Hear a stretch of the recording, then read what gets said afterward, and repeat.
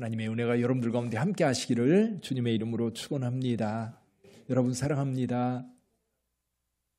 우리 옆에 분에게 손을 꼭 잡으시고 사랑합니다.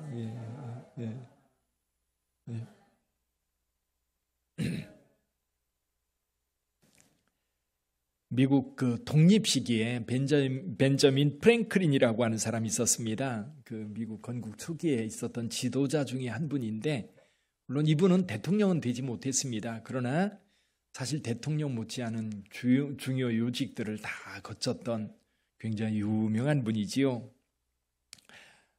이 사람은 그 학교를 고작 2년 다녔다고 해요. 잠깐 다니고 그게 학교 공부의 전부였는데, 그가 성공할 수 있던 비결 가운데 한 가지가 22살 때 자기 나름대로 내 인생에 있어서 나의 우선순위가 뭘까?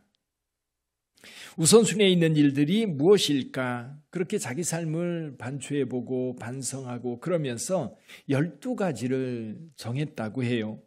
그래서 12가지를 정리를 해서 좌우명으로 삼기로 했던 겁니다. 한번 여러분들도 들어보세요. 그리고 나는 어떤 거를 중요하게 여기고 지켜가고 있는가?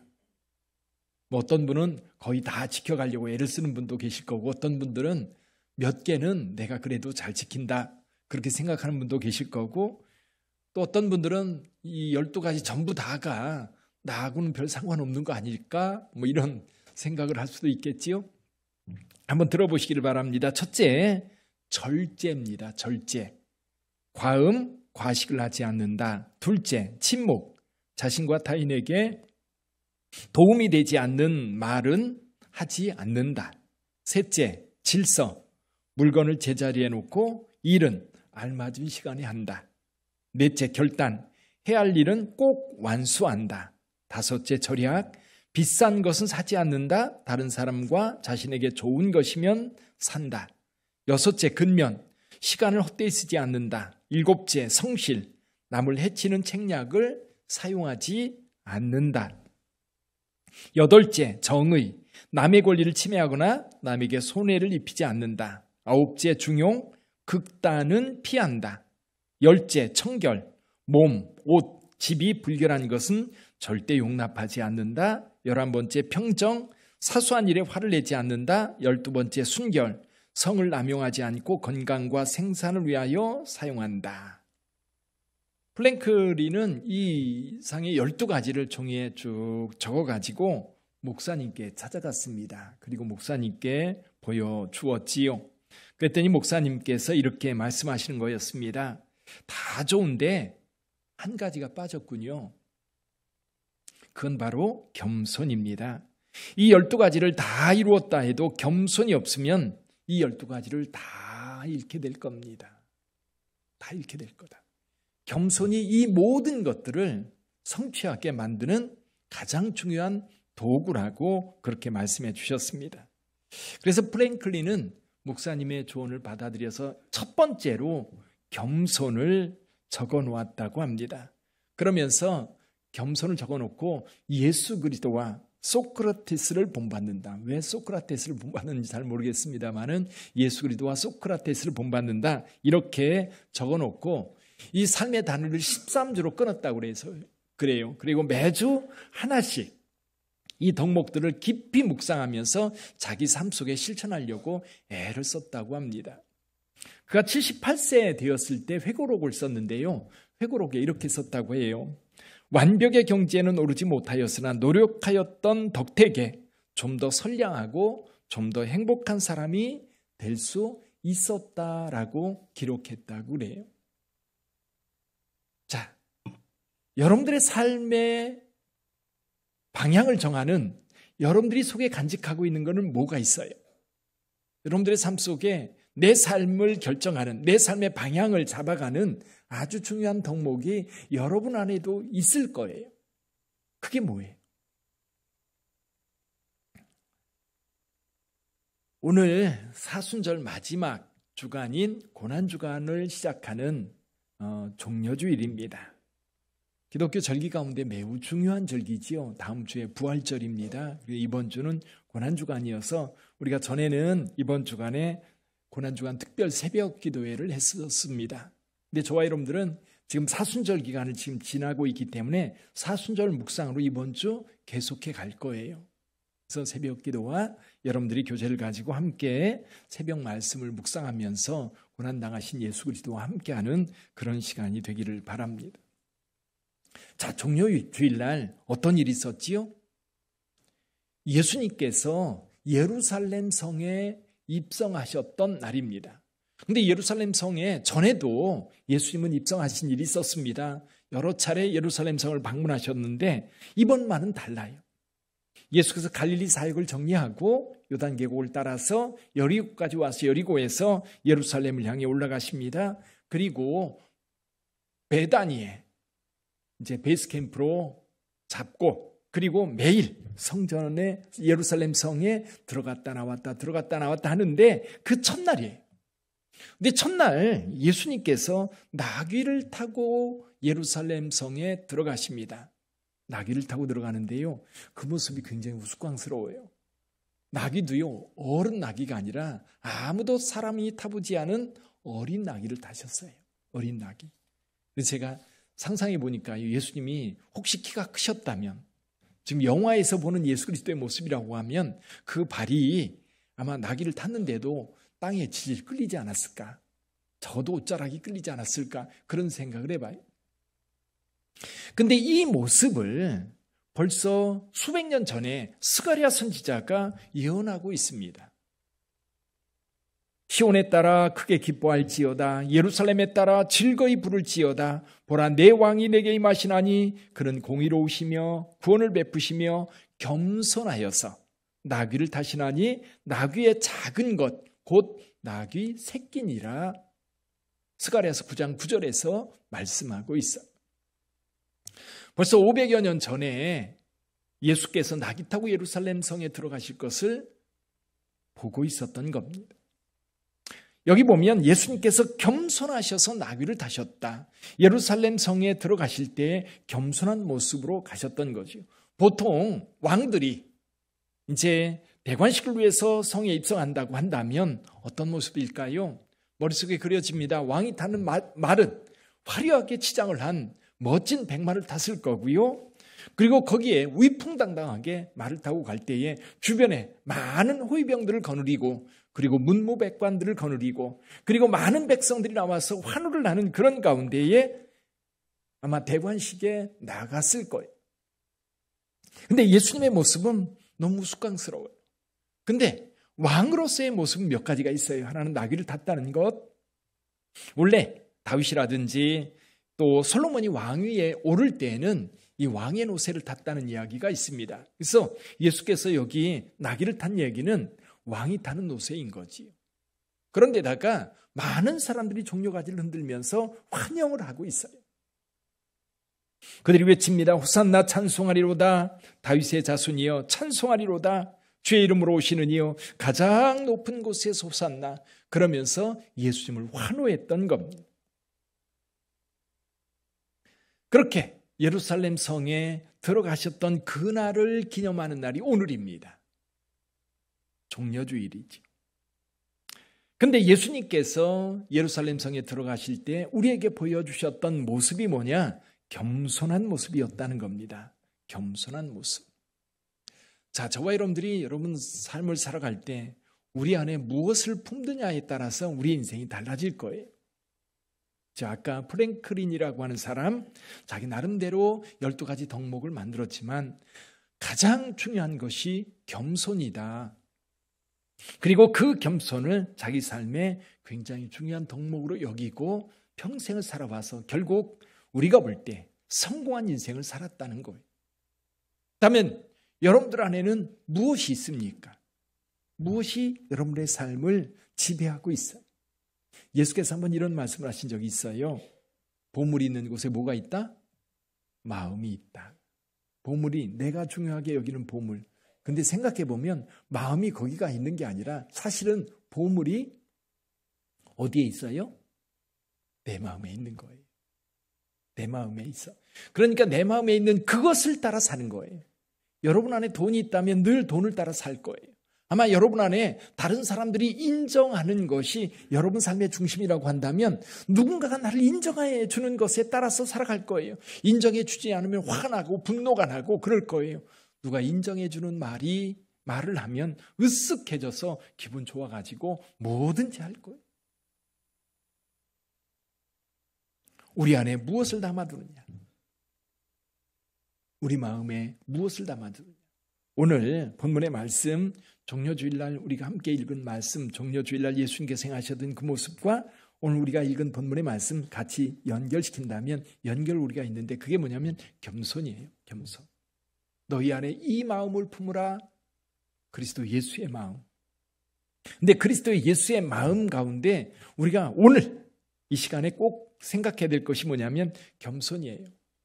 예수께서 우리에게 겸손을 어떻게 보여주셨는지 오늘 본문의 말씀을 통해서 살펴보려고 합니다.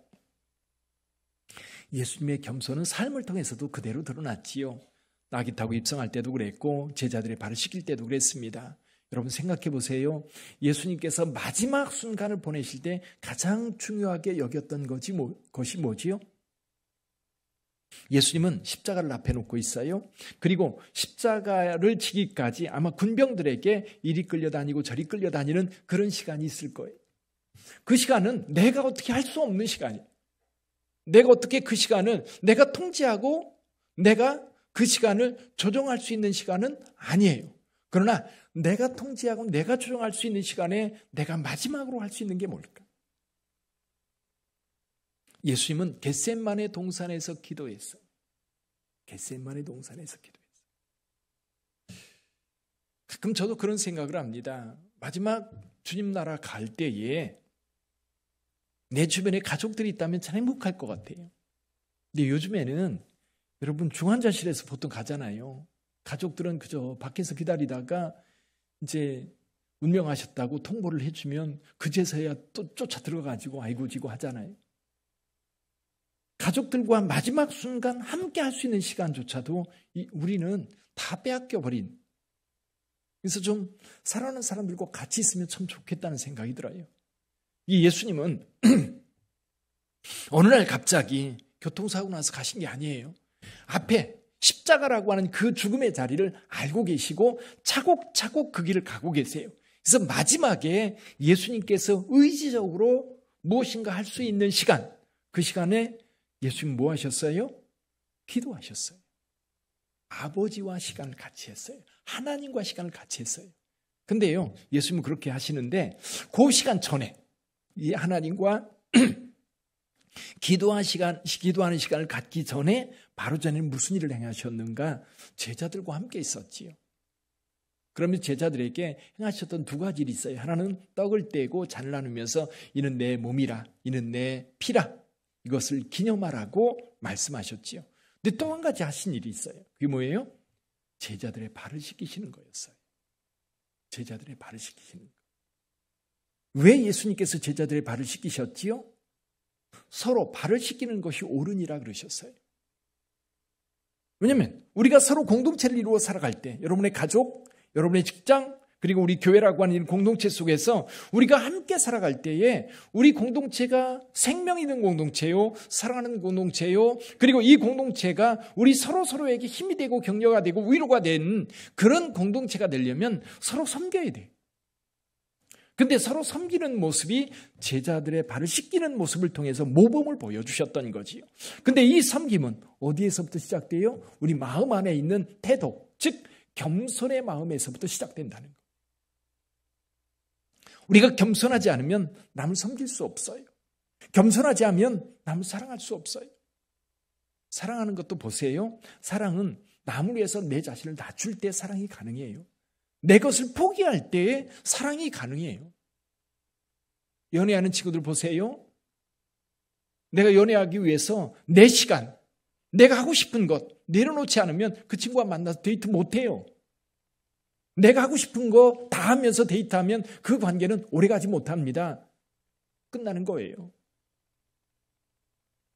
그래서 예수님께서 마지막 제자들과 함께 하시면서 제자들에게 몸으로 보여주신 것이 뭐냐면 섬김이었고요. 섬기는 자의 태도, 겸손을 가르쳐 주셨던 겁니다. 그래서 오늘 본문의 말씀은 예수님의 겸손을 세 단계로 우리에게 보여주고 있어요. 첫째는 뭐냐면 예수님께서 하나님의 본체셨대요. 우리 6절을 한번 읽어볼까요? 6절 한번 같이 읽어보지요. 시작. 그는 근본 하나님의 본체시나 하나님과 동등됨을 취할 것으로 여기지 아니하시고. 원래 하나님이셨대요. 그 하나님이 우리 가운데 오셨어요. 하나님이 하나님의 자리에서 모든 피조물의 영광을 받아야 될 그 자리에 모든 피조물의 영광을 받으시고 모든 영광을 누려야 될 그 자리에서 예수님은 내려오셨어요. 내려오셔서 누구와 같이 되셨어요? 사람이 되셨어요. 저와 여러분들처럼 되신 거예요. 그래서 겸손의 첫 번째 단계는 뭐냐면 나를 비우는 거예요. 나를 비우는 거. 교회 안에서도 여러분 각자가 가지고 있는 권리도 있고요. 그리고 또 지위도 있을 거예요. 그래서 가끔 교회 안에서 그런 일들이 벌어져요. 내가 목사인데, 내가 장로인데, 나 권사야 권사. 그러면서 나를 인정해달라고 주장을 합니다. 근데 교회의 직분은요, 여러분 지위를 가리키는 직분이 아니에요. 그래서 교회의 직분은 뭐예요? 기능이에요. 기능. 섬김의 기능을 위해서 우리에게 주어진 직분이거든요. 물론 회사나 군대에서는 이 섬김의 직분이 아니라 지위의 위치, 그것을 통해서 효과적으로 일을 하려고 그 위치에 책임과 지위를 주는 거예요. 근데 교회는 우리가 가지고 있는 것들을 주장하라고 주는 것이 아니거든요. 그래서 저와 여러분들이 신앙생활할 때 겸손의 첫 번째는 뭐냐면 나를 비우는 거예요. 내가 그 자리에서 내려오는 거예요. 내려와야 섬길 수 있어요. 내려와야 그들을 이해할 수 있어요. 그래서 예수님은 그 높고 높은 자리를 버리시고 우리 가운데 오신 거예요. 우리처럼 되신 거예요. 여기에서 예수님께서 하나님이심에도 불구하고 우리 가운데 오신 이유는 하나님이 저 위에서 우리를 이해하지 못해서가 아니에요. 우리 때문에 오신 거예요. 우리 때문에. 우리의 모습을 취한 거지요. 그래서 겸손의 두 번째 단계는 내가 대하는 그 사람이 되는 거예요. 그 사람이 될 때에 그 사람이 나를 받아줘요. 이해를 해요. 그제 한 간증을 받습니다. 역도 선수 장미란이 아니고 장미란 집사라고 하는 분이 간증을 하는데 이런 얘기를 하더라고요. 어느 날 배가 불러오더래요. 배가 점점 불러오는데 그렇다고 해서 자녀들한테 이야기하기도 애매하고 너무 배가 점점 불러오는데 이게 언제까지 갔냐면 임신 8개월 정도 됐을 정도까지 이렇게 배가 이렇게 나온 거예요. 그래서 병원에 갔더니 복수를 빼야 됩니다. 복수를 뺐는데 7.5리터가 나왔대요. 복수가. 그래서 이제 나중에 이제 검사해 보니까 암 사기 진단을 받은 거예요. 암이 있은 게 이제 사실은 복수는 마지막에 자는 거거든요. 지금 근데 의사가 말을 못 하더라는 거예요. 그래서 말을 못 하는데 왜 그러냐 얘기해라. 그러니까 말을 못 하고 죄송한데요 그러더라는 거예요. 제가 얘기할까요? 그랬더니 암이죠. 그러니까 죄송합니다 그러더라는 거예요. 의사가. 아니 의사 선생님이 왜 죄송해요? 근데 이분의 마음에 어떤 생각이 드느냐면 하나님 감사합니다. 그 마음이 들더라는 거예요. 근데 이거는 내 의지로 나오는 게 아니라 그 마음 속에서 우러나는 그런 감사였던 거예요. 나중에 술할 때도 계속해서 자기에게 암이 찾아온 게 너무 감사하다. 왜 내가 감사한지도 잘 모르겠더라는 거예요. 근데 하나님이 내 마음에 주신 그 감사. 그래서 결국 이제 감사하다 그랬는데 이제 암 전문 요양병원에 들어가게 된 거예요. 거기서 그걸 깨달은 거예요. 거기 있는 사람들을 위해서 이분이 예수도 전하고 기도도 해주고 위로도 하는데 이 병실에 있는 사람들이 너무너무 위로를 받는 거예요.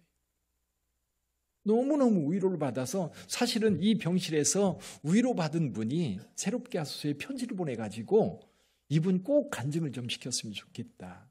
그래서 나와서 간증을 하게 됐다는 거예요. 여러분, 우리 가끔 그렇습니다. 내가 어려움을 당할 때에 누군가가 와서 집사님 기도할게 힘내. 많은 사람들이 와서 이야기를 해도요. 위로가 잘 안 되는데 이런 경우가 있어요. 나와 똑같은 아픔을 겪은 사람이 와서 내 손 잡고 아무 소리 않고 그냥 울다가도 그게 그렇게 위로가 된대. 가끔 저도 그런 생각을 해요. 저도 여러 차례 여러분들한테 저도 지금 제 인생이 아니다. 죽어서도 벌써 4번 죽었다라고 늘 가끔 말씀하시는데 가끔 저는 저희 교회에서 치유의 역사가 많이 일어나요. 우리가 함께 통성으로 기도하고 그분을 위해서 하나님 앞에 중보할 때에 치료되는 역사를 여러 번 경험하고 여러분 가운데도 여러분들이 계세요. 가끔 그런 생각을 해요. 하나님이 왜 저에게 그런 은혜를 주셨을까? 제가 아팠던 그 경험이 있으니까 우리 성도들도 목사님이 기도할 때에 그게 마음에 와 닿는 거예요. 여러분들도 그럴 거예요. 사업에 실패했을 때에 너무너무 힘들어할 때 사업에 실패했던 선배 장로님이 와가지고 손잡고 집사님 나도 그때 진짜 힘들었어. 나도 죽고 싶었어. 근데 그게 다는 아니더라고. 그러면서 손잡고 기도해 주면요 힘이 나요. 아멘. 자녀를 잃은 분들이 그 아픔을 어떻게 이해하겠어요? 누가 위로할 수 있겠어요? 그런데 자녀를 잃어본 경험이 있는 분이 와가지고 내가 그 마음 알아. 그러면서 손잡고 기도할 때 위로가 되는 거예요. 힘이 나는 거예요. 일어날 수 있는 거예요. 그 마음으로 예수께서 우리 가운데 오셔서 우리처럼 된 거예요. 하나님이 우리같이 됐다고 하는 것이 우리가 도대체 이해할 수 없는 일인데 하나님께서 우리의 아픔을 아시기에 우리 가운데 오셔서 우리의 고통과 아픔을 다 감당하셨다. 내가 너를 안다고 말씀하셔요. 내가 너와 함께 한다고 말씀하세요. 예수의 은혜는 그거예요. 예수님의 은혜는 하늘에 계신 하나님께서 그냥 하나님께서 세계를 통치하며 있는 것이 아니라 우리 가운데 오셨다라고 하는 것이 은혜인 거예요. 우리의 아픔을 안다는 것이 은혜예요. 그래서 우리가 하나님 앞에 기도할 수 있는 거잖아요. 예수님께 기도할 수 있는 거잖아요. 예수님 저 아파요. 예수님 저 외로워요. 예수님 저 지쳤어요. 예수님께 말할 수 있는 거예요. 그분은 나를 알거든요. 내 엄마는 나를 버릴지라도 엄마가 아들 버릴 수 있어요? 근데 요즘 가끔 뉴스에 보니까 그런 경우 있더라고요. 그렇죠? 근데 하나님은 여러분 버리시지 않는데요. 하나님은 여러분 사랑하신대요. 우리 하나님께서 우리와 함께 하시면서 우리의 모든 것을 담당하는, 그래서 예수님이 우리의 질고를 아시는 분인 거예요. 우리의 슬픔을 아시는 분인 거예요. 우리의 고통을 아시는 분인 거예요. 그 고통과 아픔을 아시는 그분이 내게 다가와서 나를 끌어안을 때 그때 치유가 일어나는 거예요. 그때 회복이 일어나는 거예요. 그때 우리가 힘을 얻는 거예요. 우리가 세상 살면서 얼마나 힘들어요. 그렇잖아요. 지난 주간 평안하셨어요? 어떤 분들은 평안하게 살았다고 아이고 주님께서 함께 하셨나 행복했어요. 그렇게 말하는 분도 계시겠지만 또 어떤 분들은 목사님 너무너무 힘들었어요. 너무너무 지쳤어요. 밤잠 못 잤어요. 그렇게 말하는 분들도 있단 말이에요. 그때 주님의 위로가 필요한 거잖아요. 그때 예수 그리스도의 사랑이 필요한 거잖아요. 주님의 치료가 필요한 거잖아요. 그래서 예수님께서 우리같이 되신 거예요.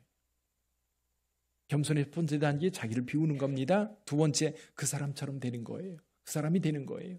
세 번째가 뭐냐면 이제 섬기는 거지요. 섬기되 어떻게 섬겨요? 오늘 본문의 8절 한번 볼까요? 8절 한번 읽어봅니다. 사람의 모양으로 나타나사 자기를 낮추시고 죽기까지 복종하셨으니 곧 십자가에 죽으십니다. 섬김의 극단이죠. 자기 생명을 내어주는 그런 분. 우리 주님께서 우리를 위하여 자기 생명을 내어주셨다는 거예요. 죽기까지 복종하셨다는 것. 섬김이라고 하는 게 그겁니다. 우리가 겸손이라고 하는 그 덕목을 예수 그리스도를 통해서 우리 안에 두고 살아가야 될 텐데 어디에서요? 교회 공동체 안에서. 마찬가지 세상 속에서도 마찬가지예요. 우리가 이런 일터에서도 마찬가지예요. 여러분이 겸손하게 낮은 자가 되어서 섬기기 시작하면 그 공동체는 살아납니다. 살게 됩니다. 행복한 공동체가 되는 거예요. 그래서 저와 여러분들이 교회에서 신앙생활 할 때요, 겸손한 자의 태도로 신앙생활 하시기를 주님의 이름으로 축원합니다. 제가 어제 이제 말씀을 묵상하면서 그런 생각이 들더라고요. 우리 교회는 과연 지역사회를 겸손하게 섬기는 교회인가? 지역사회가 어떤 아픔이 있다고 할 때에 그 아픔을 내 아픔으로 느끼고 우리 지역사회 속에 우리가 지역사회를 잘 섬기는 교회로 세워져 있는가? 우리 성도님들은 오랫동안 신앙생활을 했다고 하는데 새가족이 들어왔을 때 그들의 눈으로 그들을 섬기고 있는가? 장수선 목사는 목사로서 교회를 담임하고 설교자로 설교하면서 과연 우리 주님을 섬기듯 우리 성도들 섬기면서 목회를 하고 있는가? 또 우리 성도들은 과연 구역장으로서 교사로서 팀장으로서 역할들을 감당하고 있는데 그저 내가 팀장이니까 팀장임네 또는 내가 또 어떤 직분을 가지고 있으니까 그것을 내세우면서 나를 따르라고 말하고 있는 건 아닌가? 섬김의 자리에 내려오셔서 겸손이라고 하는 그 덕목을 가지고 낮아져서 우리 함께 섬기는 공동체가 되어야 될 텐데 오히려 다른 사람에게는 겸손하라고 섬기라고 요구하면서 정작 나는 그러지 못하는 그런 영적 삶을 살아가고 있는 건 아닌가? 많이 반성이 되었어요. 우리 빛된 교회를 다시 생각합니다. 우리 하나님께서 빛된 교회를 세우시고 여기까지 인도하셨어요. 얼마 안 있으면 50세가 됩니다. 50년 동안 빛된 교회가 이 지역사회에서 어떤 역할을 해왔는지 그리고 우리 각자는 우리 교회 안에서 어떤 역할을 해오고 있는지 또 주의 종인 저는 주님의 몸된 교회를 섬기면서 과연 어떤 태도로 주를 섬기고 있는지 교회를 섬기고 있는지 성도들을 섬기고 있는지 종료주일에 다시 한번 생각해 봅니다. 그래서 저와 여러분들이 신앙생활을 하면서 예수의 마음을 품으라고 했는데 그저 예수님의 마음을 품는데 예수님의 그 마음 품어야 될 마음 가운데 가장 중요한 핵심적인 마음 겸손의 마음을 내 안에 품고 우리 공동체를 함께 세워갈 수 있는 저와 여러분들이 되기를 주님의 이름으로 축원합니다. 기도하겠습니다.